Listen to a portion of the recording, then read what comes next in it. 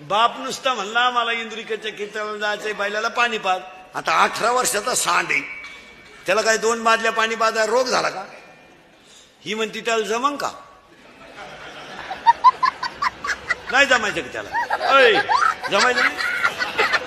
मग तो का आला देवाला सोडाय ठेवला? त्याला पाहिले बँडवाल्याला काम येतो, तू म्हणते त्याला जमन का? उलटी आई पोराला म्हणते तू नको सोडू, त्याला किडा आहे त्याचा तो सोडीन. कोण? पुढे आम्ही. अरे उलट्या आईने सांगितलं पाहिजे नुसतं पाय सावलीला नको बांधू, पाणी पाजून चारा घाल.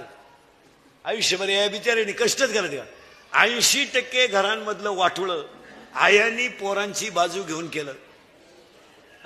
खुशाल तुम्ही मूर्खासारख्या नवऱ्याला कमी लेखता आणि पोरांची बाजू घेता, म्हणजे तुम्हाला काही आबरू बिबरू काही राहिली का नाही? अय आयुष्यभर त्या बिचाऱ्यानं बनियन माळालं तर फलटी करून घातलं, बनियन तुटलं तर गाठ मारली, त्यानं बायकोच्या गळ्यातले दागिने मोडले. बिचाऱ्यानं रात्रभर आयुष्यभर कष्ट करून संसार केला, त्याला म्हातारपणाला तुम्ही अपमान देणार आणि भंगार भंगार काट्यांची तुम्ही बाजू घेणार. कोणत्या गाठ्यात बसत आहे? आयुष्यभर त्यांनी पापच करायचे का? त्याला वाटलं नाही का माझ्या हाताला कधी चांगलं घड्याळ असावं? त्याला वाटलं नाही का माझ्या पायात कधी चप्पल असावा? अरे त्यानं मुलीचं लग्न केलं का घर बांधायचं, घर बांधलं का एअर खांदायची, एअर खांदलं का पोरग सांभाळायचं, पोरग सांभाळायचं का पुन्हा बोरग करतं झालं, म्हणजे तुम्ही त्यांचा अपमान करायचे. म्हणजे कष्ट करणाऱ्यांनी फक्त कष्टच करून मारायचं. हा कोणता न्याय?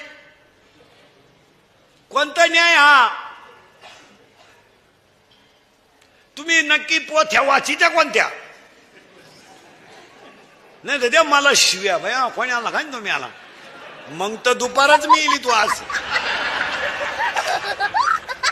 तू फक्त मला शिवी देऊन तर पाय प्रयोग. Download ShareChat.